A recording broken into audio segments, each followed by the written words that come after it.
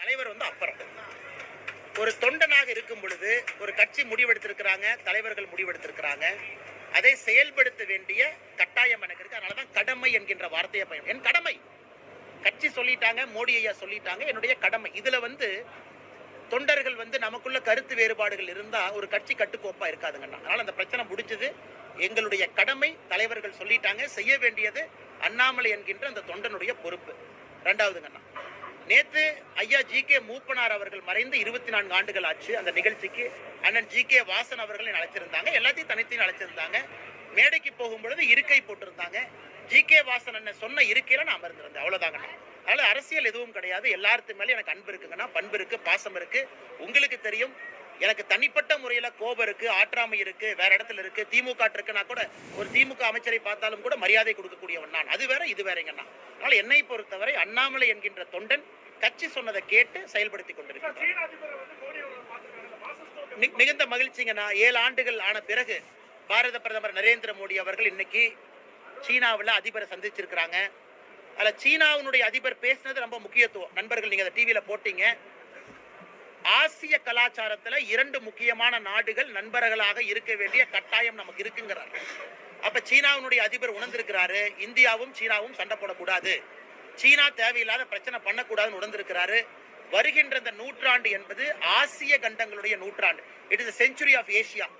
நிச்சயமாக இந்தியாவும் சீனாவும் வலிமையாக இறங்கி வரும் பொழுது அது உலகத்துல எந்த நாடு நம்மை கைக்கூலியாக மாற்ற நினைத்தாலும் அவர்களுக்கு அது ஒரு படிப்பனையாக மாறும். இன்னைக்கு அதனால மக்கள் அதை பார்க்கணும். அதே நேரத்துல டோல்கேட் சில இடத்துல உயர்த்தப்படுகின்ற அந்த ரேட்டு அளவுக்கு அதிகமா இருக்குன்னு மக்கள் நினைச்சாங்கன்னா தயவு செஞ்சு எங்க கவனத்துக்கு கொண்டு வாங்க, தலைவர்கள் கவனத்துக்கு கொண்டு வாங்க. எத்தனையோ இடத்துல ரிவர்ஸ் பண்ணிருக்கோம். ஏன்னா எல்லா இடத்துலயும் ரூல் இருக்கு. 7 இயர்ஸ்க்கு ஒரு ரூல் வச்சிருக்காங்க, இன்க்ரீஸ் பேசஞ்சர் வெஹிக்கிள் ரூல் வச்சிருக்காங்க. அப்படி ஏதாவது இல்ல இந்த ரேட் முடிஞ்சிருச்சு, காலாவதி ஆகிருச்சு, அதுக்கப்புறம் வசூல் பண்றாங்க, அதுக்கப்புறம் ஏற்றிருக்காங்கன்னா தயவு செஞ்சு நம்முடைய கட்சியினுடைய கவனத்துக்கு கொண்டு வாங்க. நாங்க அமைச்சர் எடுத்துக்கோங்க. 2026 ஒருங்கிணைந்த அதிமுக வந்துருமா சார்? 2026 நீங்க அதிமுக அவங்க தாங்க நான் கேட்கணும் சார். உங்க நல்ல வலிமையான என்டிஏ இருக்கும், அதுல எந்த மாற்று கருத்து இல்லை. உங்க கூட்டணியில் இருக்கக்கூடிய டிடிவி தினகரன் இன்னைக்கு கொடுத்திருக்க பேட்டியில் என்ன சொல்லியிருக்காருன்னா 2026 தேர்தலை பொறுத்தளவுக்கு டிசம்பர் மாதத்துல தான் டிடிவி அண்ணா மிக முக்கியமான தலைவருங்கன்னா, மிக ஒரு ஆற்றல் மிகுந்த தலைவர். அவருக்கென்று பெரும் ஒரு இளைஞர் படை, ஒரு படை இருக்கிறாங்க தமிழகம் முழுவதுமே. ஒரு நல்ல ஒரு அரசியல்வாதி, நெருங்கிய நண்பரும் கூட. அதனால என்னை பொறுத்தவரை எனக்கு நிச்சயமா நம்பிக்கை இருக்கு. 2024 எந்த எதிர்பார்ப்பும் இல்லாம டிடிவி அண்ணா வந்தாங்க. இன்னைக்கு நான் உண்மையை சொல்றேன் பத்திரிகை நண்பர்கள்ட்ட. டிடிவி அண்ணா என்டிஏ கூட்டணிக்கு வரும்பொழுது 2024 சீட்டு கூட கேட்கல. அவர் அண்ணா சீட்டே வேண்டாம், பிரதமருக்காக வர்றேன். நான் உண்மையை சொல்ல வேண்டிய கட்டாயம் எனக்கு இருக்கு. எல்லாருமே என்ன கேட்பாங்க, நாங்க எங்க நிக்கணும், எத்தனை சீட்டு எங்களுக்கு கொடுப்பீங்கன்னு. 2024 தேசிய ஜனநாயக கூட்டணிக்கு அண்ணன் டிடிவி அவர்கள் எனக்கு சீட்டே வேண்டாம், நாங்க எந்த வாக்கும் சிதறாம மோடி ஐயாவை 3வது முறையாக பிரதமராக கொண்டு வருவதற்கு உழைப்போம்.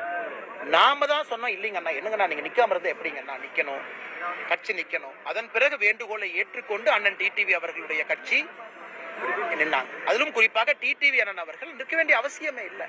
அவங்க எம்பி எலெக்ஷன் எப்ப நின்னாங்கன்னா ரொம்ப நாளைக்கு முன்னாடி நின்னாங்க. ஆனாலும் டிடி அவர்கள் இல்ல, மோடி அவர்கள் 3வது முறையாக மோடி ஐயா பிரதமராக வரும் பொழுது நாங்கள் கேட்டுக்கொண்டதுக்கிணங்க, பாரதிய ஜனதா கட்சியினுடைய தலைவர்கள் கேட்டுக்கொண்டதுக்கிணங்க, என்டிஏ தலைவர்கள் கேட்டுக்கொண்டதுக்கிணங்க தான் டிடிவி அண்ணனே கடைசி நேரத்தில் நானும் போட்டி போடுறோம் அண்ணன் களத்தில் நின்னாங்க. அதனால எனக்கு நம்பிக்கை இருக்கிறது. டிடிவி அண்ணனை பொறுத்தவரை மிக விசாலமான பார்வை இருக்கிறவங்க, நெடுந்தூரம் பார்க்கக்கூடியவங்க. 2026 தமிழகத்தினுடைய ஆபத்து என்ன அப்படிங்கிறது அண்ணனுக்கு தெரியும். அதனால ரொம்ப ரொம்ப மெச்சூர்டு பொலிட்டீஷியன், ரொம்ப ஒரு ஜென்டில்மேன் பொலிட்டீஷியன், நல்ல முடிவெடுப்பார். அதை பத்தி யாரும் பதட்டப்பட வேண்டிய அவசியம் இல்லை. எம்பி சசிகாந்த் பாத்தீங்கன்னா தொடர்ந்து 3வது நாள் உண்ணாவிரதத்தில் இருக்க, 4வது நாள் இறுதி கல்வி, 4வது நாள் உண்ணாவிரதத்தில் இருக்க. என்ன காரணம்னா மத்திய அரசு நிதி கொடுக்கல, கல்விக்கான நிதியை கொடுக்குன்னு சொல்லி இருக்காங்க. நான் அவங்க மாநில தலைவர் காங்கிரஸ் கட்சியினுடைய மாநில தலைவர் சொல்றாங்க, இது அனுமதி பெறாம நடத்தக்கூடிய உண்ணாவிரத போராட்டம். அடுத்தது 2வது ராகுல் காந்தி அவர்களுடைய யாத்திரையை சிதைப்பதற்காக நடத்தக்கூடிய உண்ணாவிரத போராட்டம்னு தமிழக காங்கிரஸ் கட்சியினுடைய தலைவர் சொல்றாங்க. அதே நேரத்தில் கர்நாடகால தர்மஸ்தலால பல பிரச்சனைகள் ஆரம்பிச்சிருக்கு. அதிலும் அங்க இருக்கக்கூடிய லோக்கல் மக்கள் எல்லாம் சொல்றாங்க, தமிழ்நாட்டினுடைய சில அரசியல்வாதிகள் காங்கிரஸ் கட்சியை சார்ந்த சில அரசியல்வாதிகளுடைய தொடர்பு இருக்குங்கிறாங்க. அதனால நீங்க கூட்டி கழிச்சு பாத்துக்கங்க. அதனால் தமிழக காங்கிரஸ் கட்சியினுடைய தலைவரே இதை எதிர்த்து பேசும் பொழுது இதை பத்தி நான் கருத்து சொன்னா நல்லா இருக்குமாங்கண்ணா.